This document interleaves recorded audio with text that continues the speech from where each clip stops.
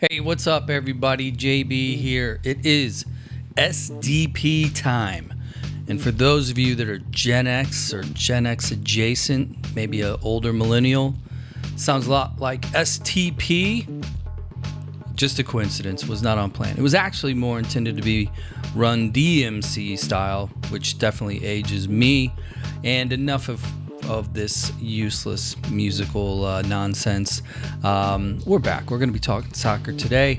Have a gentleman on that has been in, around, neck deep, knee deep in all of that in between in the game. We're going to have some fun. We might even talk about private equity. You know, one of those new fun keywords that everybody thinks they know what it's about, but most of us really don't. So I'm not saying that you will learn anything at the end of this episode in regards to that, but it might be mentioned. So take note. That's for the algorithm keyword search.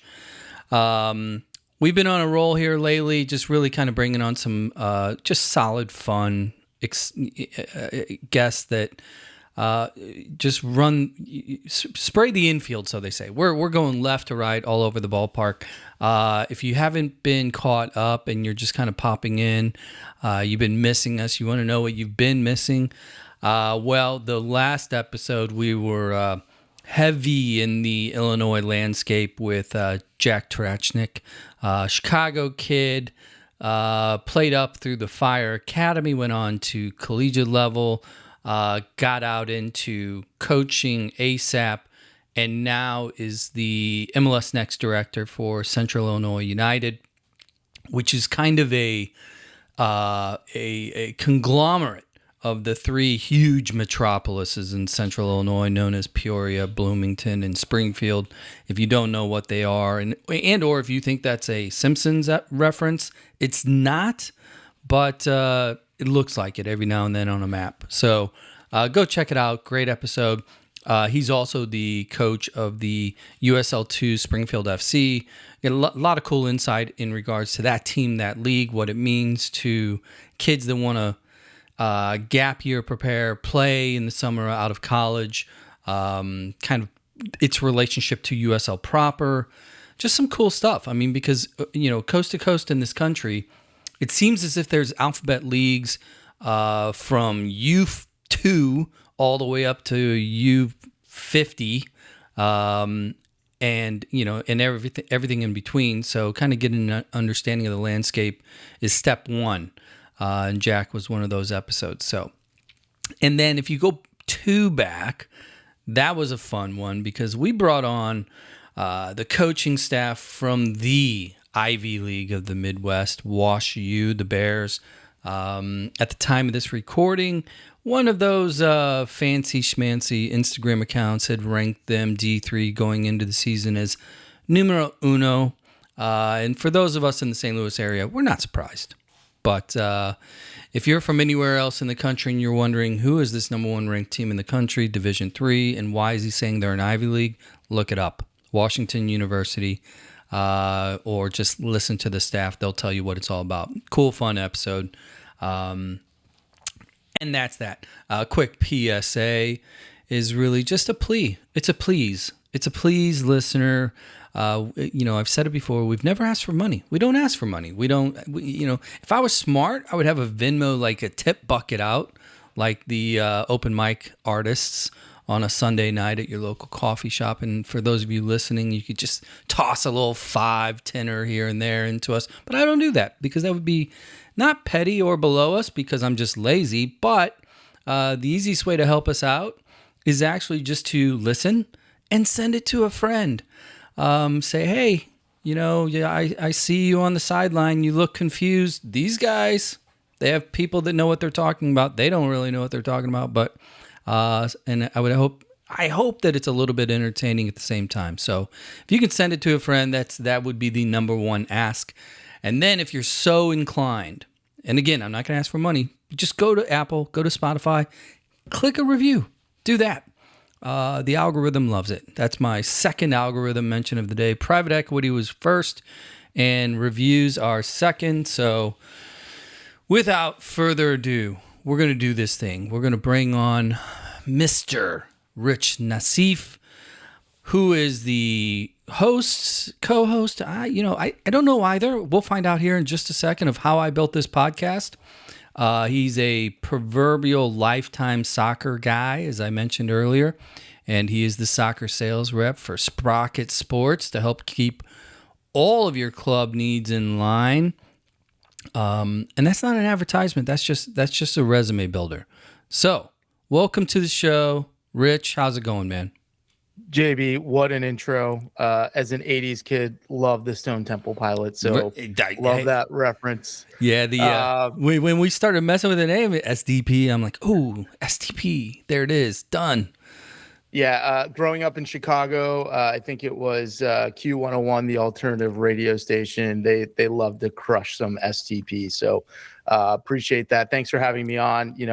Awesome to be here. Big fan of the show. And while you were doing that intro, I grabbed my wife's phone, and she's now a subscriber to the pod. So there you go. I mean, all I have to do is it's just a simple ask, people. It's very easy. It's not painful. Now, when your wife looks at her phone and is like, "What the fuck's this?" That's you can deal with that. But I appreciate it. Might be a temporary follower at that. I appreciate the short-term love at a minimum. So, Rich, thanks for joining. I kind of alluded to a lifetime in the game. This show is soccer-based. So for our listeners, you just mentioned your Chicago roots. Connect some dots for us. Move us up into the here and now in elevator fashion. Totally. So grew up playing in suburban Chicago at a community club, Palatine Celtic. 2 streets over from Sockers FC, which at the time was not what it is now, but still a very strong club. So, grew up in the era of Illinois ODP, of State Cup. In my years at ODP, we had the likes of Mike McGee and Jonathan Spector, Brad Gazan. Those were the types of guys that we were competing with on a yearly basis for State Cup championships and in the regional team and all that. Was fortunate to play at Northwestern University with a bunch of tremendous St. Louisians like David Roth from Chaminade, Jeff Fallon from Chaminade, Kevin Valenta from Vianney. So that's probably where I really got my St. Louis soccer education, especially from Dave Roth's dad, Jim Roth, who I believe is a soccer legend himself. Okay, so Northwestern alum. You heard me talking in the intro about our beloved institution right here in the backyard. You're spot on. Yeah. And there's camps, right? Once you get outside of the true Ivy, up in the Northeast in that proverbial cooler area, right? You come into the Midwest or you go west, everybody's like, oh, we're an Ivy. Northwestern, that's a pretty good school. Yeah. So were you? So was WashU. And when I said that Miss WashU was the Ivy of the Midwest, did it just sting a little bit? Were you inclined to reply or say, excuse me, hold on, there's this place? No, I mean, no. I mean, I'll just say we all know what the true order of is. It's Northwestern, and then Chicago, University of Chicago, and WashU are fighting for the scraps. But I would probably get more razzed if you said Notre Dame, because they were fierce rivals of ours. And then JB, just to add on to it, when I got into coaching immediately after playing at Northwestern, my senior year was the year we famously beat SLU at SLU when they were hosting the national championship. Got right into it on the Northwestern staff. Was fortunate over 2 different stints to coach at my alma mater. Spent 4 years as a Division III head coach in my mid to late 20s at Benedictine University, also in suburban Chicago, and then finished my last 6 years of college coaching up here in the Northeast at the University at Albany, which is a conference rival of the University of Vermont. So you'll get to know them. Yeah, you'll get to know them a little bit. But bringing it all back, at Northwestern, we obviously went after a lot of Chicago kids who were also looking at Notre Dame. So that was always fun to beat those guys that didn't choose us to go to Notre Dame, but then get the result on the field. So Northwestern, who was the head coach at the time when you player and assistant? Yeah, when I played, it was Tim Lenahan, and when I coached, it was also Tim Lenahan. So, and you guys know this, a ton of gratitude towards Tim for taking a chance on me. I think one thing that stands out, especially now that I'm out of the game, is there are so few coaching positions in Division I men's soccer. It's truly a very, very tight network of people. So to have that opportunity and then to work alongside some amazing assistant coaches who have all gone on to do, really, really tremendous work as head coaches, the likes of Neil Jones at Wisconsin, Mark Plotkin at DePaul, Andy Fleming, who you've had on with his time at Xavier, Eric Ronning, who was our assistant when I played, has been, basically at Colgate for the last 2 decades, his alma mater. And the list goes on. There's others I'm not even getting to, but really just a melting pot of really strong coaching pedigree in that office. So I was introduced to Coach Linehan through Damon Rensing. We were actually all down at GA Cup, I believe, at a oyster bar that shall not be named. And Damon was like, you got to meet this guy, great guy who's at Northwestern forever. And when I met him, it was like one of those things, because we've had the privilege of interviewing a long list of coaches at high school, college, pro level. And there is a certain je ne sais quoi about certain coaches that you just know that they're different. They're on a different plane.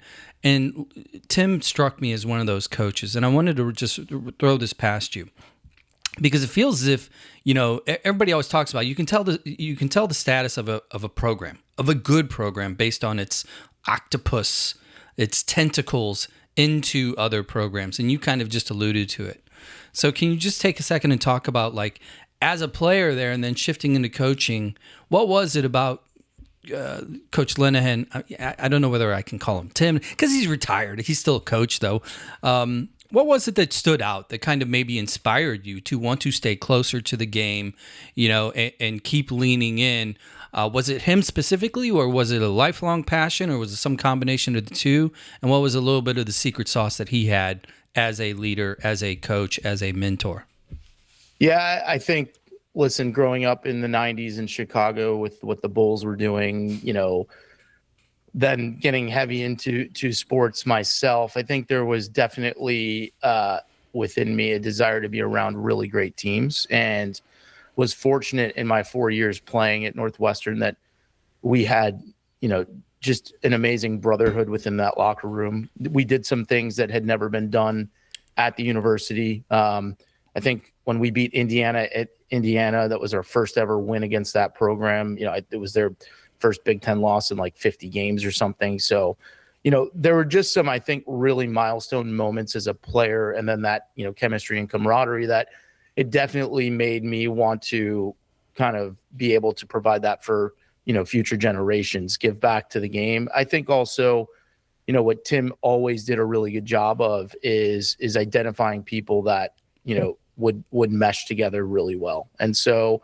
I was fortunate a month ago, got invited to one of our former players' bachelor party. I was just there for the golf portion. I let them do, I let the young guys do all the other stuff. Sure you did. So you thinking your wife is already going to listen to this thing? No. Well, she is subscribed now. So, but just, over the years, I think what every player, regardless of how much time they got or how their career went relative to expectations, it's like, look at these people who I, was put in touch with and now have as, I've used the term brothers for too many times already, but I have these brothers, I have these memories, I have these relationships because of, that program and because of Coach Linehan. And, in a lot of cases, JB, I think, they're probably not getting into Northwestern just on their academic record. So I think there's another level of appreciation there. When you take it to the coaching side, I think it's kind of the same concept. Tim was really good at identifying people who fit him, his culture, what he wanted to be. And I think especially in the years where I was a player and where I was a young coach, like, he was really good at kind of delegating out some responsibility. There are a lot of head coaches out there who, it's my name on the program, it's my responsibility, I'm going to own everything. I think Tim did a really good job, and that's why a lot of those early assistants, were tremendous head coaches, is they kind of had their little piece of the kingdom to run and own. And, they did it. They ran with it. We had a stretch there. My senior year, we went to the Elite Eight. That was 2006. And 2011, we won the Big Ten for the first time ever. And I think in that stretch, we had 2 Sweet 16s, 2 Elite Eights, and a double Big Ten championship. And it's not because we were more talented than Indiana or Michigan State or Michigan or any of the other programs. I really think it's just the tightness, the connectivity, that ability to be best friends off the field but go after each other on the field is what allowed that to happen. And I'd say the same rings true for the coaching staff. There was a real connectivity there. So let's jump around a little bit, and I want to stay in this particular realm, but I want to move up into today's modern world, and I want to get your take, kind of maybe a compare contrast, and that is what you're describing that Coach Linehan did is really the purest definition of culture, right? Where being a super high academic school, you knew there were certain expectations, or should I say limitations, for players that just couldn't do it in the classroom. They're just never going to, no matter how good they are as a player, they're not going to get in. But you said that he had kind of a magic touch in finding the right people, whether it was on the staff or players, so that you blended. And through that blend, through that culture, you had certain moments like the Indiana game and winning the conference in 11, all these things where results come about. Fast forward to today, and you think about the programs that are out there that tend to be the quote names, right? Historically, we've called it Power Four, right? These 4 conferences, these teams, you expect them at the top. Well, yeah. I think that if we're all being honest with ourselves, that moniker is dying. It's dying a slow death, because you're constantly, year over year, seeing teams pop up out of conferences that most people don't even know where they're at, let alone who else is in the conference, right? Quick break here. Wanted to let everyone know that we have pulled together a special playlist over on Spotify, simply called Soccer Recruiting Playlist. In it, you will find 45 of our episodes featuring a load of D1, D2, D3, JUCO, Academy, and pro coaches, all telling their stories, and most importantly, they talk about pathway, the it factor, what they look for, and what they expect. With over 300 episodes and counting in the show, we thought it was time to help out. Soccer Recruiting Playlist. Find it on Spotify. Back to the show. Yeah. So here's my question. Culture. Do you think it even exists in today's college soccer landscape, from a compare and contrast standpoint to the 2000s, the 90s, or forget about going further back, because we all know that world doesn't exist anymore. But does it exist today? And if you're going to say yes, how would you even define it?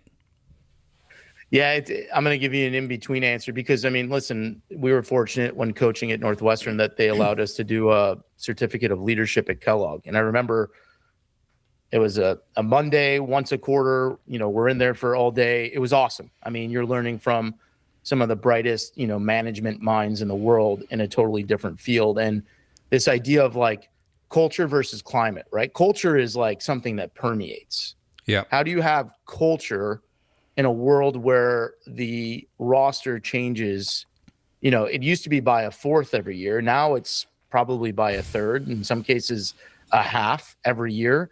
The coaching, movement is I feel like it's more fluid than ever. So I think, yes, I'll go back to what you were just saying, JB, having been in the America East for the last, third of my career. You're talking about a conference with the University of Maryland, Baltimore County, who were in a Final Four back in like 2012, 2013. Trevor had Albany in the Sweet 16. They beat BC. The next year they beat Maryland at Maryland.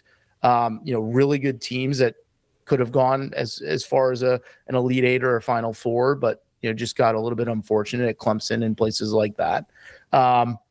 You have obviously what Vermont, New Hampshire, Bryant, have done in the last 6 years. What I'm getting at is, even though those rosters might have more movement and may not be what we think of like the class of 6 or 7 freshmen coming in year after year and building, they've still captured a really strong identity. And maybe it's culture, maybe it's climate, but I do think they build within a much smaller window, a clear set of expectations, a duty and responsibility back to each other and to the program. Can I call it culture? I don't know. Yeah. Well, let me interrupt, because you just said something that just kind of was a trigger aha moment for me. I think you nailed it on the head, and via the word identity.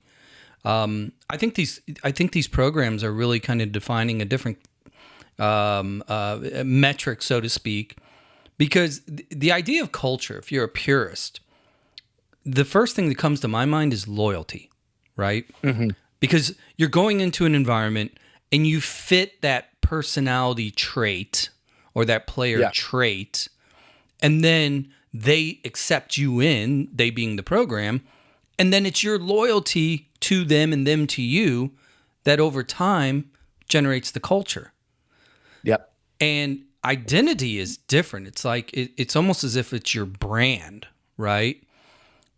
And I think you're right. I think a lot of these programs are just, leaning into more of an identity. These are the kind of players. This is our expectations. This is our path. And they're literally thinking in terms of 18 to 24 month cycles. This is not a 4-year or 5-year plan for the majority of the players. Yeah, I mean, in some cases, it's a 6-month outlay that you're looking at, because that's, one portal window to the next. I know that's all changing now, and I'm hoping they do change that. But no, I'll say this, having watched what Mark Hubbard did at New Hampshire, having watched what Rob did at Vermont, like there was a sense of, here's our persona, here's how we're going to play, here's what we're all about.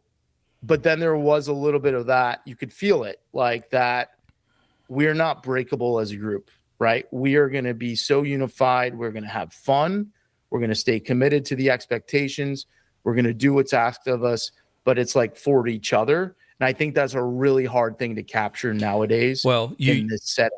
Okay. So out of college in 97, 98, I moved up to Chicago. I lived there. I was bartending for a while, and that was the very tail end of the Bulls run, the second three-peat.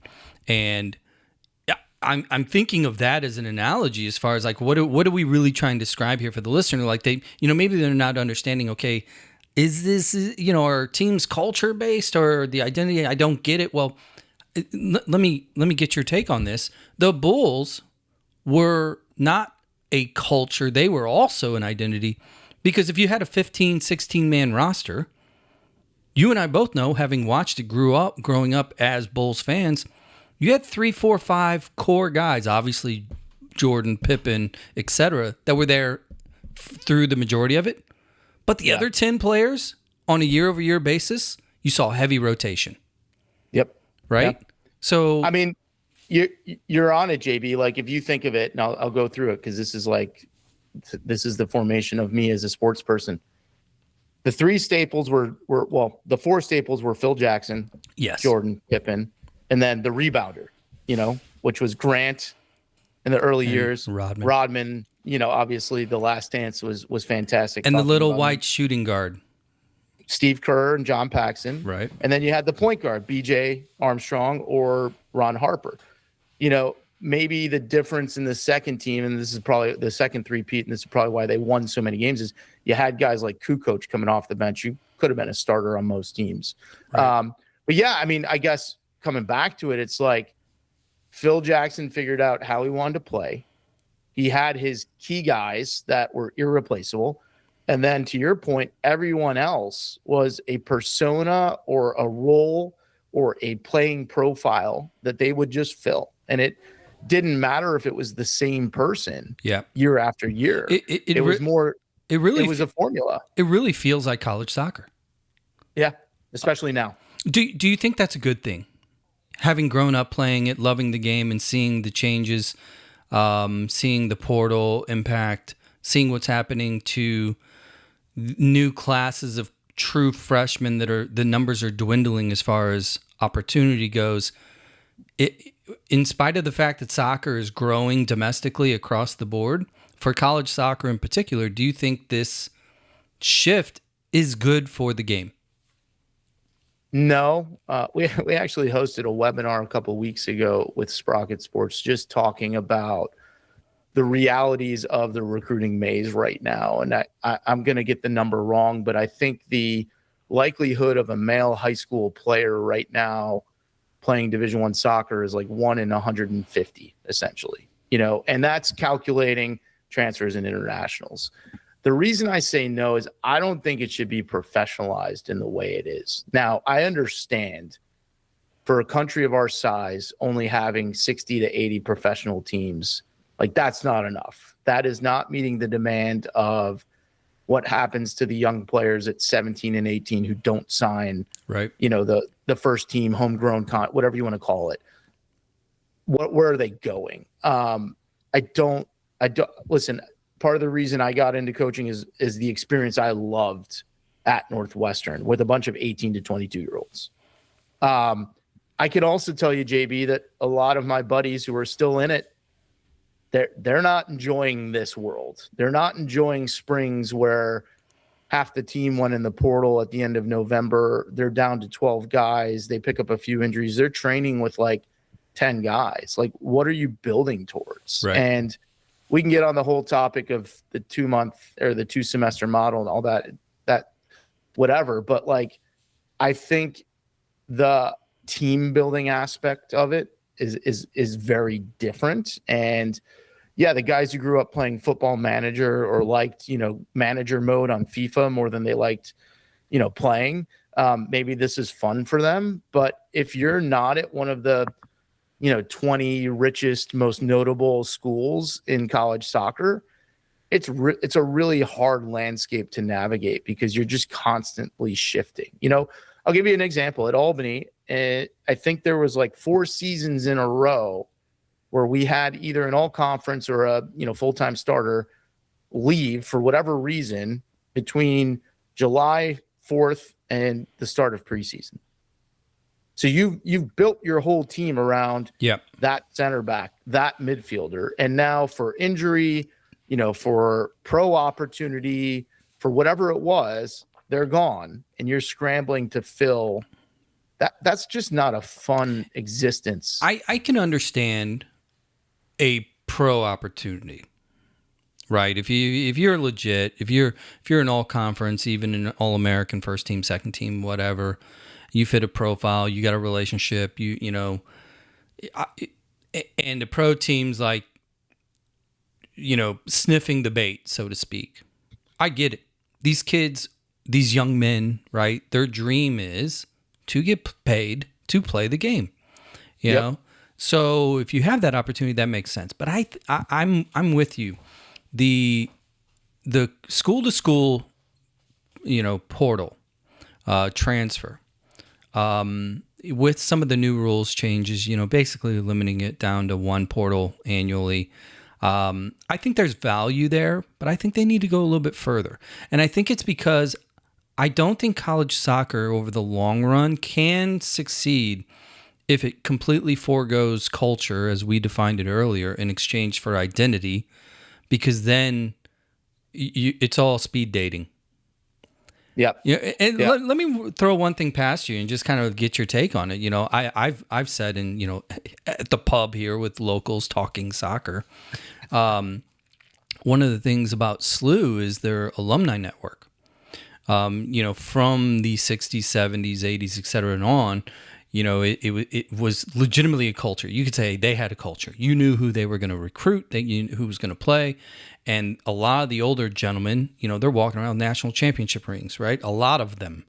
And what that bred over the long run, and this is the kind of the business side that a lot of people don't want to talk about when it comes to schools and culture and alumni, is the alumni network. When you have an alumni that truly believes in your culture, that weren't just that short-term Friday night date, right? When the school reaches out, or when Kevin Kalish is like, hey guys, we could really use a little bit of support here. Any donations available? Here come the checks. Yep. Yeah, because college soccer is a non-revenue sport. So part of that comes from the relationship of the alum. So this short-term relationship, do you see that as an additional factor, one of the issues as to why college soccer might stagger out of the gates financially? You're touching on a lot of things there. Now, I'm fortunate that at Sprocket Sports, Kevin Kalish, Kevin Stoll, they use us for their Billiken soccer camp. So I've gotten to know that program a lot more than I used to. And another nice connection is the goalkeeper coach, Carlos Tofern, played for us at Albany. He's a all-time classic guy. I think he won a couple shootouts for SLU. He's probably not paying for any beers in St. Louis still for those. But only at Humphreys. Oh, exactly.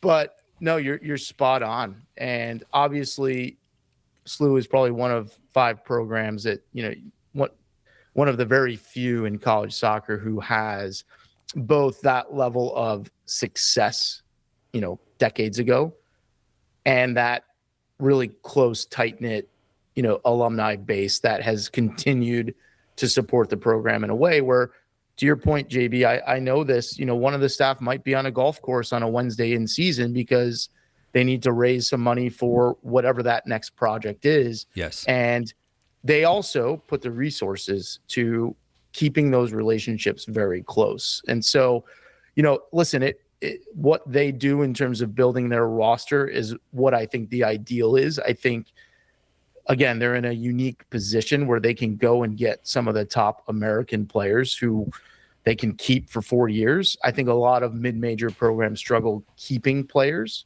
because, to your point, the idea is if I'm at this school that I don't really want to be at, but it's the only one that gave me an opportunity, and now I'm not playing, and now the coach doesn't really have clear-cut plans for me, I'm going to go try something else. What I would love to see the NCAA figure out is how do we limit transfers for players who are actually playing to maybe 1, like it used to be? Like, you're the stud at Eastern Illinois and you want to go to Northwestern or DePaul or Butler or Indiana, great. You can do that once. If you're a guy who's not playing, I don't really see why we should limit you transferring, because the reality is most of those kids are going to go in the portal and it's going to be tough for them to get, somewhere, especially somewhere year after year if they continue to not play programs after programs. So I don't have that plan figured out. I have other things to worry about during the day. Yeah, but no. I would love a dynamic portal approach like that. Even just a simple cooling off period, right? Yep. It can't be immediate gratification. In the example that you laid out, where somebody on, after July 4th, a couple weeks before preseason, they make the decision at that point. Well, that does wreck a roster. That wrecks the financials. That wrecks the signings that had just been completed based upon the rotation of expected exit, right? It's all like there needs to be a little bit more accountability. Anyway. And the other thing, JB, just to put a pin on the fundraising point, one thing that especially I noticed about Europeans, they're not accustomed to donating back to a university. That's not something they're raised with. So you take that, and then you take the idea that a player might play at 3 programs over there now 5 years. Still don't know why they get 5 years. Nobody's explained why we're going from 4 to 5. I haven't heard the argument, because college still takes 4 years, in a lot of cases less than 4 years to graduate. But again, that's another topic for another day. But combine you use the word loyalty. Why are any of these people going to give back to the program when they've been at 3 different ones or 2 different ones or Correct. 4 different ones?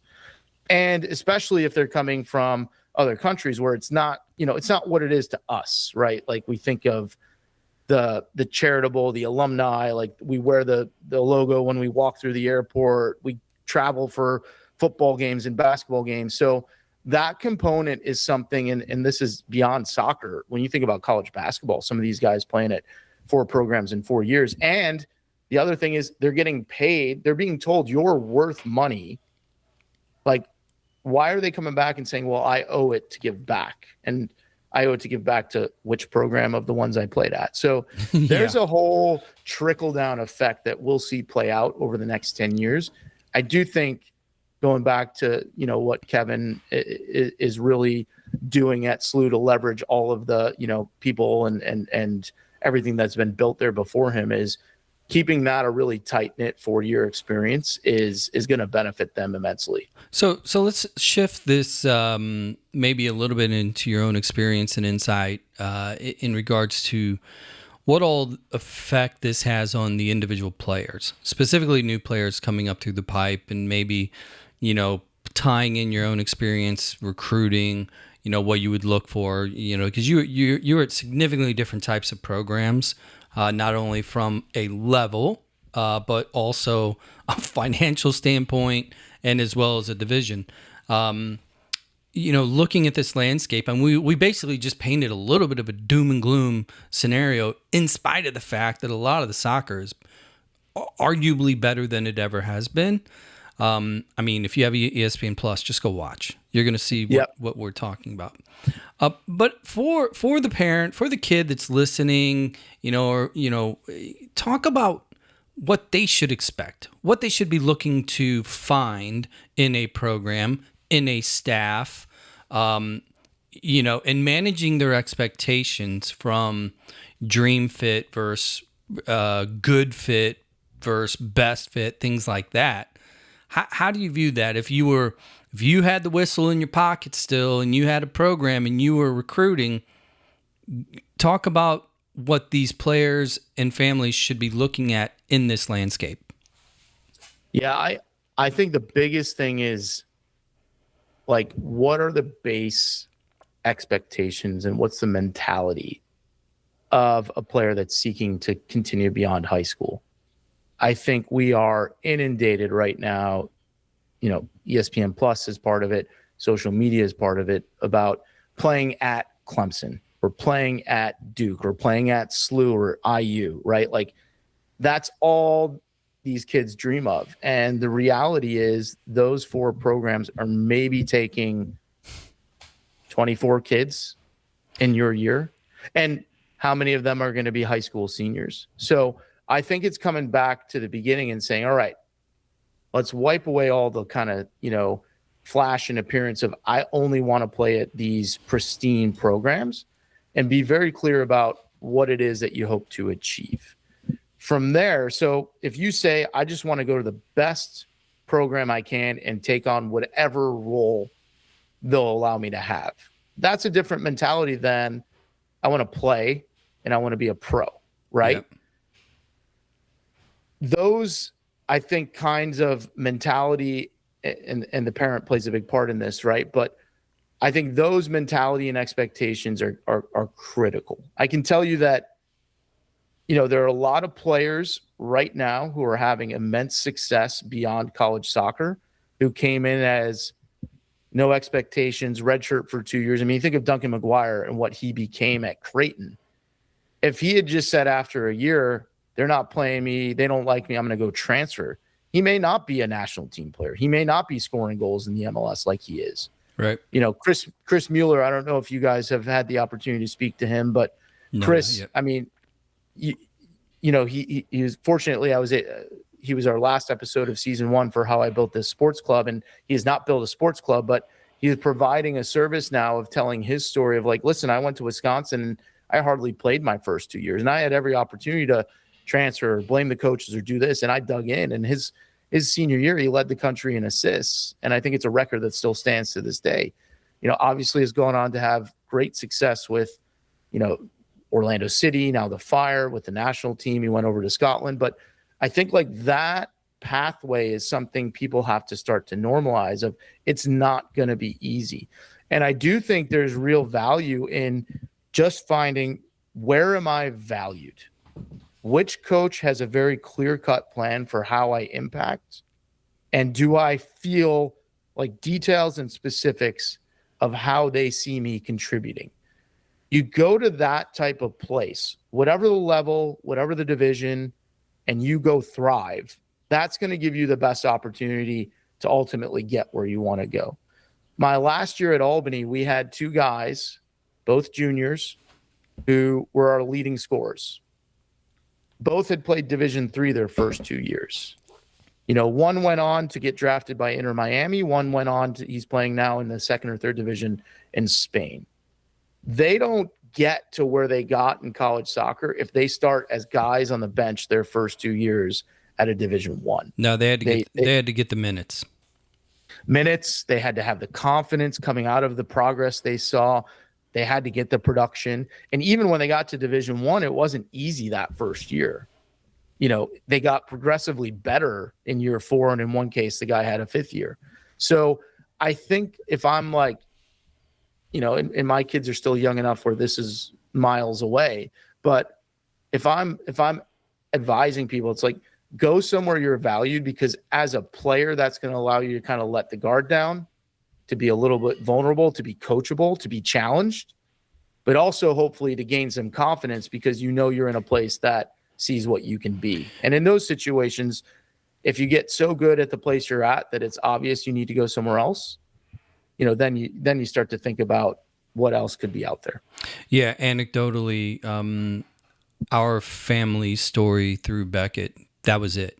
It was really, It was facilities great, record great, conference great, all this stuff, but it was exclusively, comparatively speaking, it was the value from the staff and kind of that direct attention to detail on the personal side, because a lot of these programs, again, it's the identity. What do they want on the field, right? And as much as these guys, yes, they have an identity too. There was culture involved there. So anyway, yeah. No, JB, I think the last thing I'll say, and this is like the old cliche saying, is like the whole thing. If you broke your leg on day one and can never play again, are you going to be happy where you are? Right. I do think that's a big component because, again, the second you're not playing or it's not going the way you had hoped, if you start to look around and say, I don't love this place, it's just another like domino that's fallen in the, I need to look elsewhere. Oh no, now I'm on social media. Now my buddy's transferred from that school. Why aren't I transferring? Why, like, who might want me? Like, I think, again, it comes back to like being really clear with expectations and finding that place that you feel is really a good fit is going to allow you to maximize what you become in college. The term staycation was really invented by soccer moms. Located 1 hour and 7 minutes from the Arch, the Music Box Chalet at Innsbruck is a hidden gem. Buried in 3 acres of private woods, the Music Box has a master suite for just you, a loft and second bath for them, and a vinyl collection to meet your every mood. The full-size kitchen will easily accommodate 3 to 12 bottles of rosé, while the huge fire pit seating area will keep the big kids busy. Golf, fishing, kayaking, pickleball, or simply reading a book with Mother Nature, all at your fingertips. Visit either VRBO or Airbnb to find the Music Box Chalet. And now, back to those guys.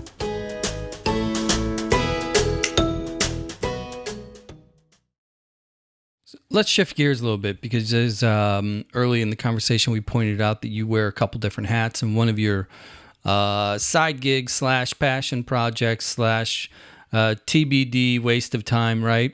is your podcast. How I Built This Podcast. Is that correct?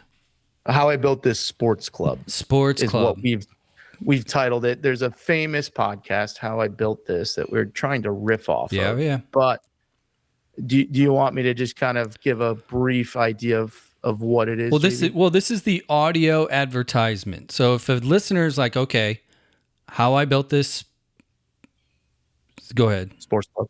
How I Built This Sports Club. Essentially, we interview leaders of youth sports clubs all across the country, and in some cases, we've gone into the adjacent space of some of those services that are out there that either can support a club or support the families within a club. But I think the main thing we're trying to hit on is there's no degree, there's no MBA for running a youth sports club. There's so many components to it. You basically have 2 different customer sets, right? You have the parents who are writing the checks, and you have the players who you're trying to develop and provide the service for. And so navigating that while also dealing with, the facility pressures, the staffing pressures, all of the economics, and especially in soccer, how to navigate the leagues, how to be creative with revenue streams, how to market, how to grow your funnel at the bottom end of the club. Really just trying to provide those that are in the youth sports space with a bit of understanding of how much work goes behind the scenes and some different ways that clubs have really grown into massive success stories. So, and in some cases, yeah, go ahead. Well, I want to interject here. You guys have done your homework. You know a lot of clubs. You know a lot of the individuals that run these clubs. And there's always a running joke within the soccer world, as you well know. There's self-deprecation and a little bit of lack of self-awareness at a lot of these clubs, in so much that we're talking about businesses, whether they're for-profit or non-for-profit, doesn't matter. They're a business. Yep. And we have these businesses of soccer being ran by soccer guys and fewer business guys, people, humans. Take a second and talk about that cliche, so to speak, within the landscape of, I know lacrosse and basketball and all these things. You guys look at sports in general, but in the soccer world in particular, how important is that for the clubs that you're familiar with, i.e. a Sockers or, take your pick? How important is it for clubs to balance staff at the top between soccer philosophy, soccer skill sets, soccer resume, and business pedigree? Yeah, no, it's a great question, JB. There's no one way to skin the cat. I think some of the best clubs that we work with at Sprocket, which have then turned into a lot of our guests on the show, and the show is neutral. So, we've had definitely club leaders from different clubs who don't use Sprocket Sports as their operating system. But the point is, there's a lot of really good, I think, conjecture out there about how to do this. I'll take the example, Midwest United, MLS Next GA Club, longstanding client of Sprocket. Lewis Robinson, who also is the women's head. Grand Rapids, Michigan. Yeah. Lewis Robinson's also the women's head coach at Western Michigan. So he's obviously got his hands full as the executive director. One of the most interesting things he mentioned on the podcast was, one of the first things he did when he got to the club was he shrunk the board from, I forget if it was 8 or 10 people down to 4. And, they started as a community club, I think based out of Georgetown or one of those small locales around Grand Rapids. And so he's like, why we did this is because now those 4 board members each have duties and their skill set is going to match their duties. Lewis is obviously a soccer guy, but he's surrounded by a couple very strong admins who really run the back of the house. And then some amazing people on the board to advise on legal, on finances, on some of those things. I think in other cases, you're seeing clubs that have a very prominent, executive director who doesn't pretend to be involved on the field. They're more worried about who is my main soccer person, what's the staff below me running this. And I think what I always come back to is whether you're a nonprofit that started as a travel program out of the park district or out of the town municipality, or you did start as some privately funded, some dad put up the money to start a club. What used to be a $200,000 revenue is now $3, $4, $5, $10 million. So you kind of really have to have both. You can't escape without the operational business side and the soccer, the skill side. So let me ask kind of a tangent question off of this tree trunk, so to speak. That is pay to play. It's existed for a long time in the debate world of youth sports, etc. But it really came to a head coming out of this World Cup. And, the U.S. getting bounced in that Belgium game in particular, immediately everybody's looking for the reason why we didn't win. And they completely ignore the fact that there's pretty fucking good teams that were playing there, right? Yeah. So, right. So, and it drives me nuts because without getting too off topic of soccer, for me, the number one reason why pay to play is not going anywhere is because we as an American society, we're not too keen on funding large scale social goods. It just is what it is. And if you think the fifth most popular sport in America is already all of a sudden going to jump to the front of the line, and we're going to figure out a way to get all kids in this system for free, that's a delusional statement. Yep. Now, here's the question though. How much of the issue with pay to play is between not understanding kind of the global game and how these other nations do operate, and in your world, without naming names, is it the volume of clubs that do it poorly? And because they run, their operations are bad, maybe their results are bad, coaching, whatever, if you kind of added it all up, it equates to a bad product. And we could say there's probably a good chance that we have more bad products than we do good products in the realm of pay-to-play club soccer. Where's the disconnect, or are those two things tied at the hip? No, bear with me here because there's a lot to respond to. First of all, sorry about that. It's my soapbox, all baby. If you look at the roster of the men's national team, how many of those players were in a pay-to-play club beyond U12? Most of them were at an MLS academy where they paid nothing. And so that argument to me, okay, I understand the age of 6 to 12 is hugely influential on the ceiling a player can have. I actually was fortunate 2 weeks ago to be sat with Renee Muhlenstein of Manchester United for about 3-4 hours. And he is a huge proponent of what they did at United, between those ages of 6 and 12. So I understand that piece. But if you look at, preparing players for the men's game, a lot of those young men were not, yes, some played in the college setting, probably a lot more than people expected, 8 of them. But a lot of those guys, including the goalkeeper who made the tragic mistake, including, our best players, they were not in, pay-to-play clubs. We had a lot of FC Dallas, New York Red Bull, Philly Union products out there. So that part, and it's only going to trend more that way as we get older and older because those academies have been around longer. I think you're on to something. I think we're at a point in the game where there are so many clubs or academies. I'm doing the parentheses. Yeah, air quotes. Go to YouTube. You can see the actual air quotes. I think we have a lot more than we need, and therefore the ability to put coaches at the right ages and stages is less possible because you have, 5 ECNL clubs in a city and 2 MLS Next or GA or whatever clubs. And so it's this turf war. I think the pricing aspect of it, there's 2 components. Everything's a competition in that regard. So if we don't have the same price as that other club, do people view us lesser, or do people think we're more accessible, right? It's not about what is the quality of the product, what are they getting for it. It's a lot more of that kind of sticker price, concept. I will say this. If you add up the amount of hours your kids are at soccer and how much it costs you, is it really that much different than a babysitter?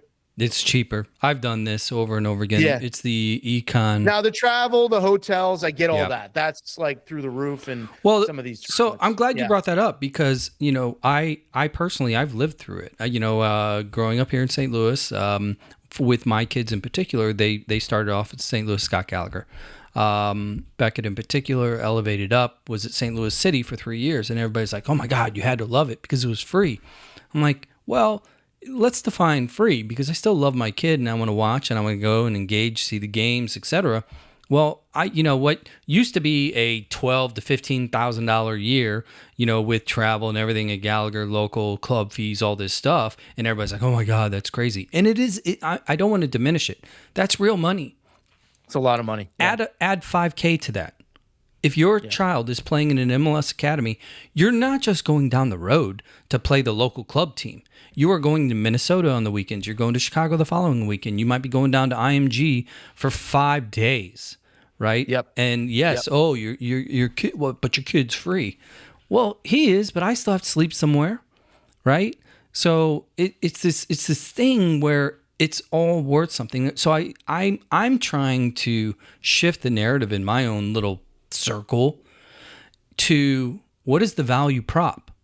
What are you spending on? And specifically, have you asked yourself, is it more important for me to have my kid in a place in which he's having fun, or do we expect an ROI? And by ROI, I mean pathway.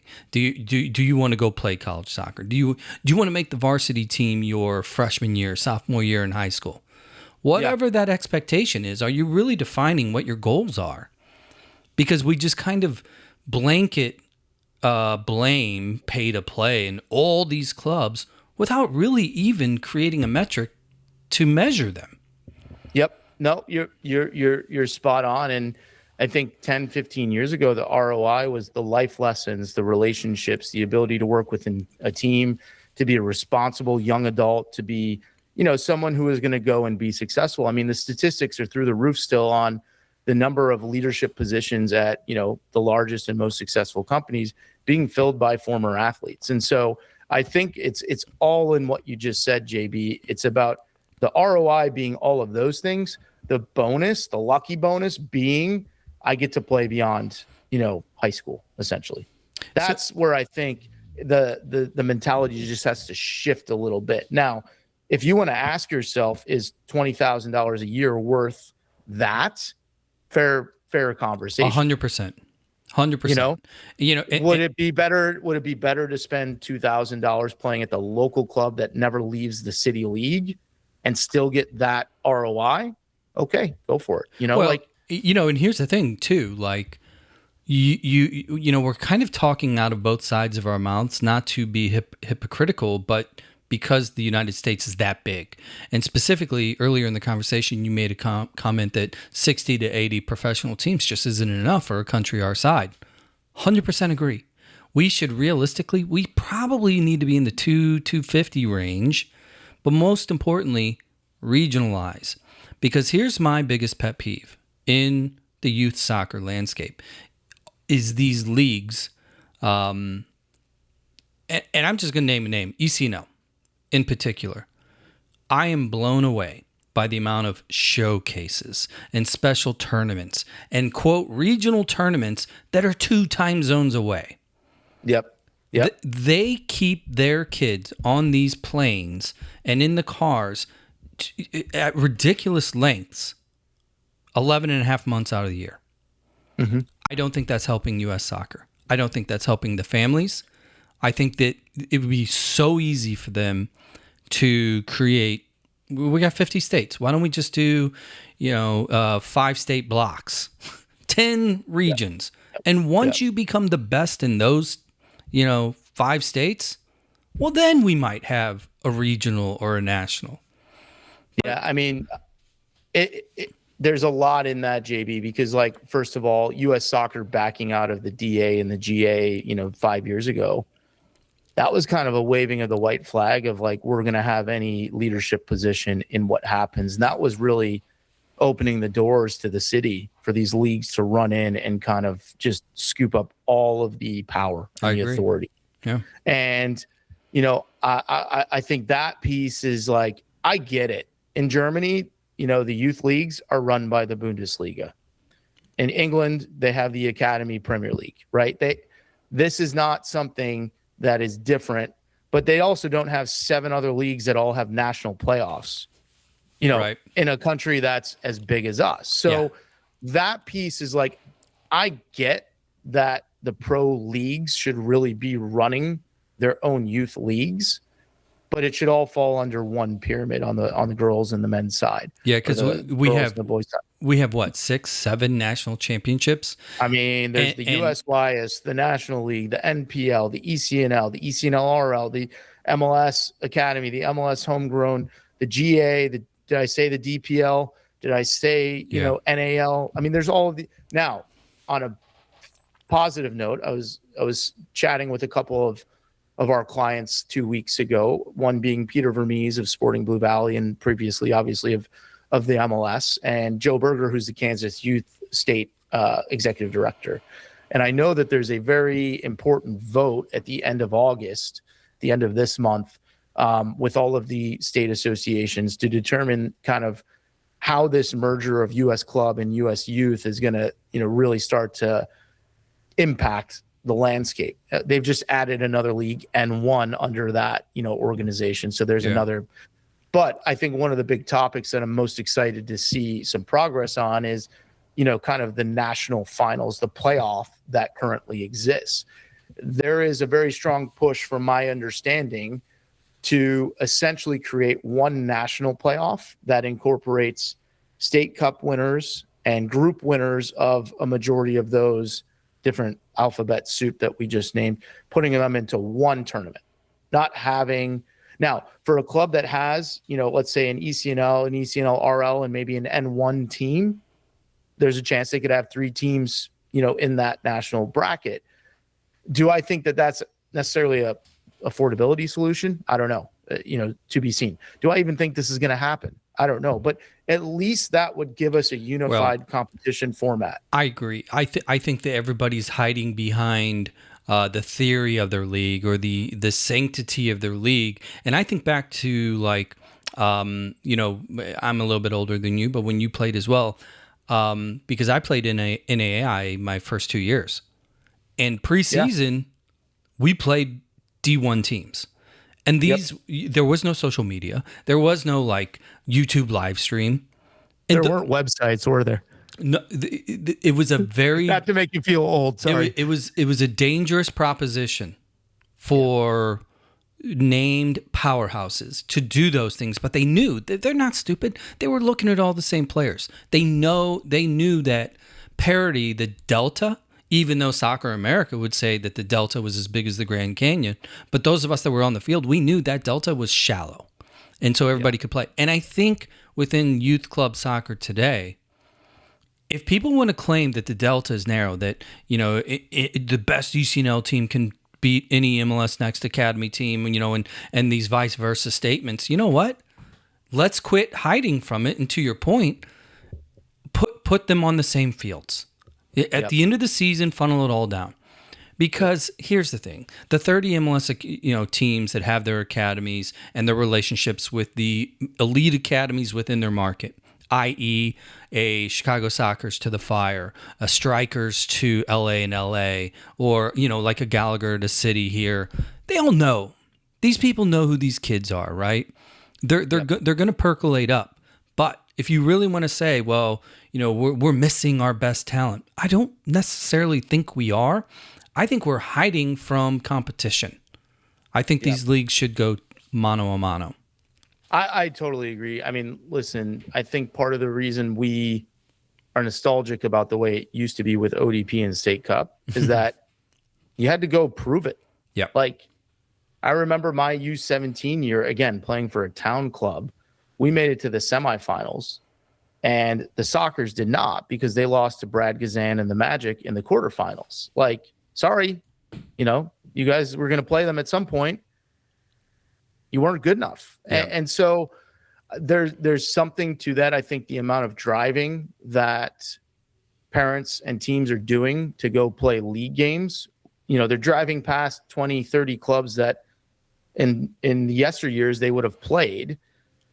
Just because you're in a national league, you still got to go and beat the local teams to prove that you should be in the national league. At least that's how I feel. And that's why I've always wondered if there's ever a chance we could get to something that's, more geography based with a national kind of playoff format that then caters to the top clubs. So the answer is there's no real great answer, but I think it can definitely be better than what we're doing right now. No, I agree. I think the ultimate problem, forget about the answer or whatever the question is, I think the problem is nobody at the very tippy top is taking the reign.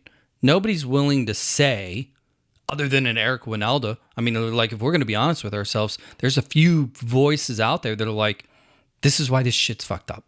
Everybody, when he said, we don't need more, we probably need fewer and better coaches. Yep. I think he's spot on. Like, if the goal is, because again, this goes back to, what are we really like debating? What do we want as the end result? Because the vast majority of this conversation, the debate, stems from, again, the World Cup and our exit. Yep. So Eric's position is, if the focus is the national team pool, and the best domestic professional players we can develop, then we probably need to squeeze and focus on the best more. Yep. Whereas the other side of the argument is, well, we're missing, our best athletes aren't playing soccer. And I hate that argument, and this, and if all of a sudden, if soccer were free, do we really think that we're going to have 10 Yamals a month later? Like, that's not how this shit works. No. The only thing that I think, I've had this conversation so many times, and I would love to see it. Like, what we're missing without the ODP system that used to exist, where you had literally the collection of the 30 best players, in a state come together, and maybe a state is even still too big, is you had this familiarity with the players around you. And if you think about the U.S. and its size, I'm willing to bet that if the U.S. had 6 national teams, and you took California as its own national team, Texas as its own national team, break up the rest of the rest of the country, Midwest, Northeast, those teams would probably be a better unit. Yep. Than pulling kids from Europe, California, all these different academies. Like, you listen to what Uruguay does, and yes, they had a down World Cup, but before that, I mean, they have been really, really overachieving for the size of their population. What they do is every Monday, because they're such a small country, all the top players at every age group go into the national team camp, and they train together. And they do this from when they're 13 all the way up to, first team, senior. That familiarity has to help.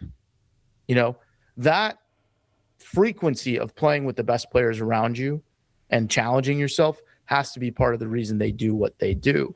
The other thing, back to the coaches, like, I was fortunate to do some recruiting in Iceland, beautiful country. They gave us a 1-hour seminar on why Iceland has had the success they've had for a 300,000 person country, an island, like no outside influence. Yeah. Basically, when a kid starts playing 5 years old in their town, it is the responsibility of the parent to coach the team, and the town will pay for them to get UEFA licensing. So you think about how many UEFA A licenses are running around a 300,000 person island. It's like through the roof. Yeah. Why? Because rather than being like a helicopter sideline parent, they're saying, no, go train, get educated, and help this community coach the next batch of kids. Look, I mean, so that's a great story that presents a simple option. Like, if U.S. soccer was really going to start to move the needle, how about this? What if you, instead of like funding, hypotheticals, what if you did set aside a pool of money? Because when we talk to clubs and we ask them about coaching licensing and the process, what's the biggest detriment or the hindrance to the process? It's the expense. Time and expense. That's it. Yep. It's the money. Okay, U.S. soccer, you want better players? We need more coaches. So what if you just, clubs that qualify, create the metric, do it however you want. Subsidized to where if they have 1,000 kids, they need, let's say, 3 A licenses on staff. If they have 2,000, they need 6, so on and so forth, right? Fund it, whatever it is. Yeah. Because that is that's the trickle down, into the youth. And then eventually those kids, like here in St. Louis, they're gonna move right down Market Street from these clubs that are developing them at U7, 8, 9, 10, and then come U14, U15, whenever it's like, oh, we think they're going to be a pro, even though they're still 5'2". You have better coaching that's already in place. Yeah, and I mean, you mentioned the low-hanging narrative everybody always runs with of our best athletes don't play. I think one thing we have to keep in mind, JB, is like, what is the first experience most kids have with soccer? It's local rec. It's not travel. It's not elite coaching. It's local rec with a parent. And we know this. We work very closely with some experts in this field about player retention and what keeps, kids coming back. And then the number one and number two items that keep kids coming back to any sport, but specifically youth soccer, is, am I having fun and do I feel like I'm getting better? Now, both of those are directly influenced by the coach, right?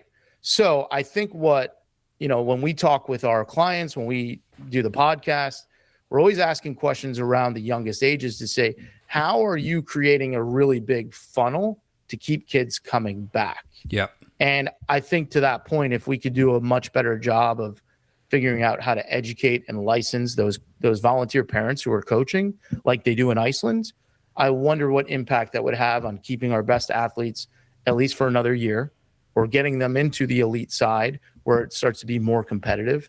And what would it do just for, again, impacting players in a way where even if they're not getting better, but they feel like they are because they're seeing some success, again, they're having fun, they're playing with their friends, they're getting better at the minute details.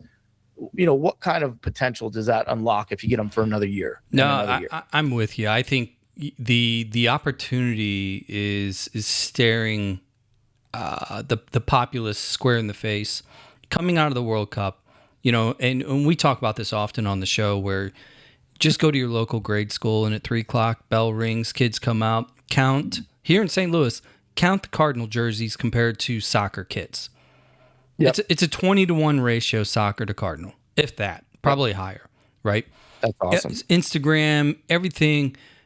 The fact that a guy like Erling Haaland is a global superstar, pop superstar, not soccer star, pop culture superstar, tells you everything you need to know about the game and its popularity. So, here's another suggestion: U.S. soccer, and I know you people are listening. Trojan horse it. Go into the urban environment, go into the suburban environment in which you think you're lacking access. 3v3 in futsal. Yep. Low cost, low overhead. You got basketball gyms, all over the place. Just get the kids in there playing.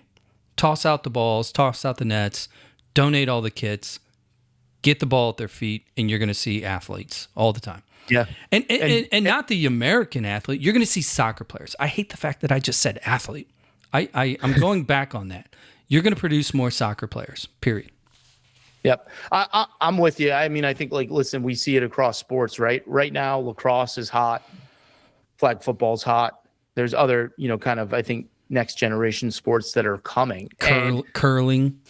Yeah, maybe not that, but flag football, the reason it's hot right now is it's a gamified version of, a very popular sport. And to your point, what Kyle Martino is doing with Street FC, the futsal movement, the 3v3 that we all grew up with, those 3v3 tournaments we love.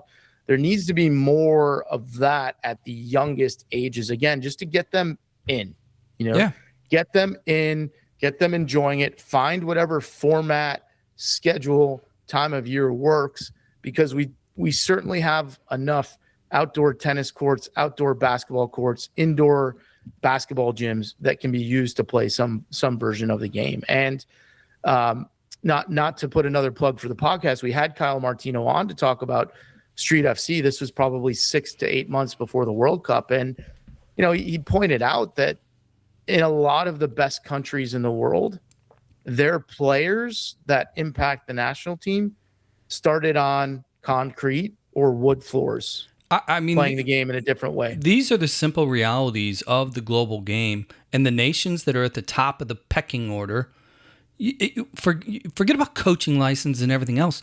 You have to look at, okay, what do the kids do, right? Well, the kids in Brazil, when it's time, if they're in a massive slum, they are playing futsal. They are playing small side over and over and over again. That is their game of choice. There's a reason why Spain, you do not get to play 11v11 ever until you've gone through the futsal process. Like Yeah. some of these things are like, there's no secret sauce or magic bullet. These nations are putting small size balls at the feet of small kids at the earlier ages, and they're telling them to play. Exactly.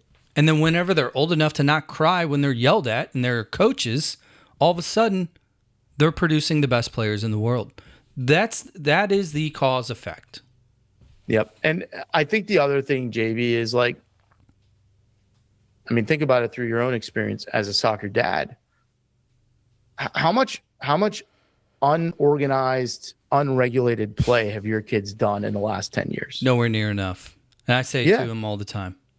Yeah, and I think back to all of the players that I've coached who have gone on and are, either about to be professionals or are still professionals. Like, they did a lot on their own, and it wasn't organized. It was creative. It was innovative. I go back to a lot of the guys that I grew up with that, we were in school together and went on to play collegiately in any sport. We were at the park every day of the summer. Bring your mitt this time. Bring your basketball this time. Every time it was a different set of sports we were playing. But that, unorganized play is something that's really missing. And I do think kind of the street ball, the futsal, the 3v3 is a component that, again, all of these parents, like, if you tell them you have free open play on Friday nights, they're like, no, if it's not worth something, I'm not going to sign up for it. I'm just going to. The basketball analogy is the accurate one, because all over social media, and I love these things, there are these guys that go and play these 1v1s in local parks, first 1 to 5 wins, and there's two things that come out of those. That is, these players are creative, they have to be spunky, they're creative in their play, and competition. They have to win. And when you put kids in small-sided environments, you just give them a ball, and they're going out there trying to figure it out. Well, we don't have goals. Okay, half of you take your shirts off. They're the goals, right? Shirt skins, go play. Creative competition. Winner stays. That's the only rule you need to know. Like, if you say winner stays, and you've got 12 kids playing 3v3, winner stays, rotate in, game over. You're going to see some of the best soccer. These kids over time will learn those two things. My only disagreement with you there is that I preferred the white plastic patio chairs as goals. Not the, yeah, right. Yeah, so you had an actual post, something to rip. Because if you did rip one and there was shirt skins, you're chasing it. It's gone. Exactly. All right, Rich, we've hit the finish line here. Now that we've solved youth soccer, college soccer, pro soccer, world problems here in America. JB, the one thing I wanted to say, because you asked this question and in my long answer I didn't get to it, is when we're talking about affordability, when we're talking about the club finance side, what I've heard in talking to all the people who run clubs, clients, non-clients, podcast guests, whatever it is a lot of these elite national teams, they actually lose money on the finances of those. They're charging less than it actually costs for everything that's being put in. So that's where a lot of the, more regional, local, even the recreational components, and then some of the supplemental programming, is kind of offsetting that. But what I do want to call out, and this is like we talked about private equity, so I'll just kind of throw a nugget out there for everybody, is it's seeping into every aspect of youth sports, not just youth soccer. It's not just clubs being owned, it's leagues and tournaments. It's all of the kind of scaffolding around the club, right? The equipment providers, the video platforms, all of these things in some way or another are being infiltrated by that, the travel brokers. Exactly. You named it. The hotel, what is it? State of play, all of that stuff. So like, one, at Sprocket, we are owned by the founder and our employees, which we take a lot of pride in, because obviously when we wake up, we're working towards something we're vested in, right? That's huge. But I think the other component that I always I'm very clear on right now is, if you're a family looking at a club, you should ask the club, who owns the club? Who runs the club? I think that's an important question to ask. Just like I would tell every club leader when you're looking at your vendors, whether it's for what we do or anything else, who owns you? Who am I working with? Because what we've learned in watching some of the people in our space go down that path and others that have been owned by private equity for even longer is that when there is a ROI, now we're talking about like the financial ROI now. Yeah. When there is an ROI on that investment, where's it coming from? Yeah. It's either coming from a slashing of support resources, aka coaching salaries, whatever, or an increase in the costs. And so I think when you're, for lack of a better term, shopping, whether you're a club leader looking at vendors or a parent looking at clubs, you want to know, like, what can I expect from here on out? No, and it's great. It's an important question to ask, No, for sure. It's so the questions for you listeners, here's the deal. Ask your kid, what do you really want? Do you want to have fun or do you want to go play in college? And then when it comes to the club, who am I paying? What am I paying for? But you need to frame those questions through the first two questions first, because if the idea is to grow, make friends, etc., and just kind of manage your costs, well, there's a way to do that. But if your expectation is to go play at Duke, you better start having a lot of conversations. So that's a different beast. And JB, in all of it, if the parents want it more than the kid, then you really got to start asking some questions, because I think that's the one thing I have true clarity on is, if the kids want it, they're going to show it. They're going to do a lot on their own. They're going to be out there. They're going to love the ball. They're going to love the game. They're going to love their teammates. And that should be really evident. If it isn't, then you might want to look in the mirror and say, all right, what are we really doing here, and how should we adjust? And if they can hit a utility wedge at 8, kill the cleats. Go play golf. I'm full agreement with that. Rich Nassif, podcast host, sales director, soccer sales director at Sprocket Sports. I'll have links to both in show notes. Really appreciate your time, man. Hope you enjoyed it. No, this was awesome, JB. You guys keep up the great work. Really appreciate the opportunity to come on, and hopefully next time I'm down in St. Louis, we can hit one of those pubs you kept talking about. Yeah, we'll go to Humphreys. We'll make Stoll pay. All right, Soccer Dad Pod. We are out of here. Like, review, follow, share. All free. Low self-esteem gets bumped up a little bit. I've told you that before. Until next time, we'll see you, people.